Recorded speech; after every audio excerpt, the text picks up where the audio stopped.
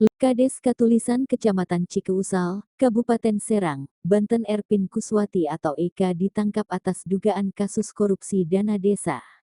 Erpin Kuswati mulai menjabat sebagai Kades Katulisan pada Desember tahun 2019 lalu, setelah memenangkan Pilkades serentak pada tahun itu.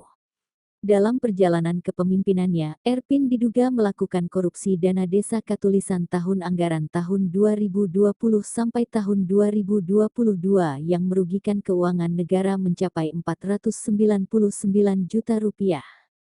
Hasil korupsi Ekret digunakan untuk kepentingan pribadi, kata Atiatana di kantornya Rabu tanggal 24 Mei tahun 2023.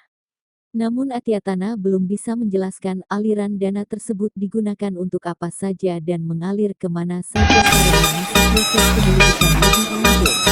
Masalah dipakai beli baju, mencari dan lain-lain kami belum sampai ke